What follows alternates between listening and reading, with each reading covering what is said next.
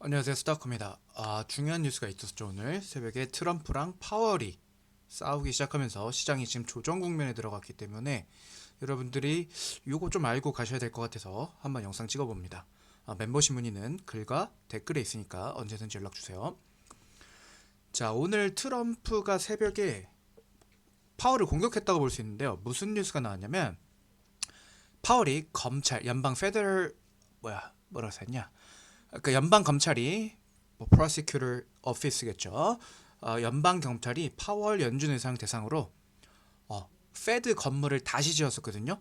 그것과 관련해서 범죄가 있었나 없었나, 파월이 잘못했나 안 했나, 그걸 따지기 위해서 수사에 착수했다고 합니다. 뭐 법무부 장관 시켜서 했겠죠. 그래서 여기 사실 비용이 진짜 많이 들어가긴 했더라고요. 몇 조 단위로 들어갔던데 건물 하나 짓는데 몇 조 단위? 그래서 몇 조가 얼마나 많은지 봤더니 그때 보니까 베르사유 궁전보다 더 비싼 돈이 들어갔다고 하더라고요. 뭐 대리석이 많이 들어가서 그렇다고 하는데 엄청 많이 들어가긴 했더라고요. 그래서 파월에게 야 이거 어떻게 된 건지 자료들 내놔라 라고 검사를 시켜서 압박을 하고 있다고 보시면 될 것 같습니다. 거기에 파월은 뭐라고 대답했냐면 야 옛날에 그거 대답 다 이미 했잖아. 대답 다 했어. 이거 대답 다 했는데 일부러 금리 인하하게 하려고 정치적 의도가 담겼다. 나 금리 압박하라고 나 압박하는 금리 내리라고 압박하는 거야. 이미 그거 관련해서 다 했고 나는 이거에 굴하지 않고 연준의 두 가지 목표 보였죠? 물가 안정이랑 최대 고용이죠. 이 두 가지를 그대로 할 거야. 그러니까 건들지 마라고 파월이 말한 상태입니다. 그래서 어떤 일이 벌어지고 있냐? 바로 여러분 그럴 때 나타나는 게 무슨 시장의 불확실성을 나타내는 지표가 뭐예요? 빅스 지수죠. 빅스 지표가 13%나 급증하고 있는 모습을 보여줍니다. 문제죠.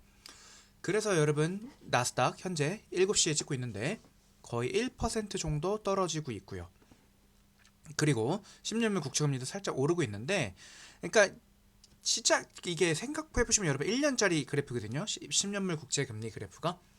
근데 계속 금리는 낮춰오고 있어요. 그쵸? 그래서 어느 정도 낮춰지긴 하고 있는데 이때부터 한 작년 한 여름부터 뭔가 내린 것도 아니고 오른 것도 아니고 오히려 오르는 국면을 살짝 보여주고 있단 말이야. 최근 한 두세 달은 오르고 있어요. 왜 그래요? 바로 제가 봤을 때는 이제 트럼프의 정책, 관세 정책과 자꾸 기준금리를 낮추라고 압박하는 그 두 가지 트럼프의 자세 때문에 이거 이러다 결국 인플레이션 다시 불러오는 거 아니야? 라고 하는 그 두려움이 있다는 거죠. 그래서 기준금리를 낮췄지만 생각보다 금리가 내려가지 않고 있다. 이게 큰 문제입니다.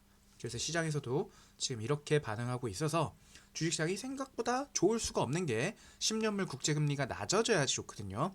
한마디로 지금 시장이 오른 것들은요. EPS가 즉 기업이 돈을 잘 벌어서 낮춘 거지 결코 PER 측면 즉 밸류에이션 측면에서 좋아진 건 없다는 겁니다. 그래서 지금 생각보다 시장이 제가 봤을 때는 그래서 거품으로 가지 않고 있는 국면입니다. 그리고 여러분 양적 완화 비슷한 개념 양적 완화는 뭐예요? 시중에 돌아다니는 채권을 사줘서 시중에 유동성을 공급하는 걸 양적 완화라고 하죠. 그러면서 그 채권의 금리도 낮추고요. 자, 최근에 트럼프가 뭘 시켰냐면요. 페니메와 프레디맥한테 야 MBS 시중에 있는 MBS 사라고 지시를 했다는 겁니다. 그러면 여러분 일단 페니메와 프레디맥이 뭔지 알아야겠는데 여러분 HB 한국으로 치면 주택금융공사 같은 거예요. 한국은 공공기관인데 얘네는요 원래는 사기업이었거든요. 그러나 0809 서프라임 모기지 때 정부가 거의 사서 가져갔다고 보시면 될 것 같습니다. 그래서 준공공기관 정도로 보시면 될 것 같고요. 얘는 뭘 하냐면 결국 여러분 사람들이 집 살 때 모기지 대출 받죠? 주택담보대출 받잖아, 그죠? 그 주택담보대출을 잘 받을 수 있게끔 금리를 낮춰주는 역할을 하는데요. 뭘 하냐면 여러분 우리 이거 서브프라임 모기지 때 배웠고 영화 빅쇼트에도 많이 나오죠? 대출, 모기지 백트 시큐리티 모기지 대출들을요 모아서 그걸 한 번에 모으면 뭐예요? MBS라고 하죠. 그것들이 그러니까 뭐냐면 예를 들어 100명한테 대출했어 은행이 100명한테 대출을 줬으면 그거를 묶음으로 만들어서 누군가가 사가겠죠. 그걸 누가 사가? 페니메와 프레디맥이 사가는 겁니다. 은행 입장에서 어때요? 내가 30년에 걸쳐서 원리금 조금씩 받아갈 거를 어떻게 된 거예요? 한 번에 페니메와 프레디맥이 페니맨가 나도 이게 헷갈리네. 스펠링이 되게 특이하더라고. 그래서 100명이 대출을 받아서 30년 동안 원리금을 찔끔찔끔 납부하는 해서 은행한테 돈을 갚는 건데, 그 100명 거를 야 30년 거 어떻게 될지 모르지, 내가 일단 그거 돈 주고 사갈게 하면 은행 입장에서 어떻게 돼요? 30년 동안 찔끔 들어올 걸 페니메와 프레디맥이 한 번에 쫙 사가주니까 돈이 많이 들어와죠. 그걸 뭐라고 하는 거야? 증권화 시켜줬다고 하는 겁니다. 리퀴데이트 했다고 해주는 겁니다. 그리고 이거 파토 나중에 여러분 부도날 수도 있죠? 야 우리가 보증해줄게. 우리가 이거 보증해주니까 너 어때? 대출금 은행아, 야 우리가 대출 보증해준다니까. 그러니까 너 이자 저 사람한테 높게 매기지 마 라고 하는 거죠. 즉 어떤 효과예요? 고객들은, 집 사는 사람은 이자를 낮춰주는 역할, 반면에 은행은 어떤 거예요? 30년 동안 걸쳐서 받을 돈을 페니메와 프레디맥이 먼저 바로 사가주니까 어때요? 돈을 많이, 유동성을 확보할 수 있다는 겁니다.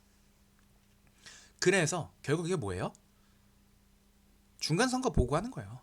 사람들이 집 마음대로 살 수 있게끔 MBS를 직접적으로 사서 대출금리를 낮춰줘라 라고 트럼프가 얼마치를 2천억 달러, 한국 돈으로 하면 뭐야? 거의 뭐야 이거 300조? 290조? 그 정도 되는 돈이죠. 그거를 사가도록 지시했다고 합니다. 그러면 시중에 돈 풀리죠? 그리고 이자 낮아지죠. 그러니까 양적 완화랑 비슷한 효과다. 하나 허성우 애널리스트가 올렸기에 제가 퍼왔습니다. 자, 오늘은 여기까지 되게 짧게 찍었는데 여러분 지금과 같은 내용들 실시간으로 배우고 싶은 분들은 멤버십 가입하시면 되고요. 어디 있어? 게시글과 댓글에 있으니까 멤버십 가입하시고 그 다음에 실시간으로 공부하고 우리 같이 공부하면서 돈도 벌 수 있거든요. 그래서 여러분 계좌에서 여러분이 하는 겁니다. 사기 없겠죠. 그래서 제가 매일매일 뉴스 이렇게 가져와서 해설해드리고 있습니다. 여러분들이 이해하기 쉬운 방향으로. 아시겠죠? 그래서 이번 내용 괜찮으셨다면 멤버십 문의 한번 주시면 감사하겠습니다. 이상 스타코였습니다.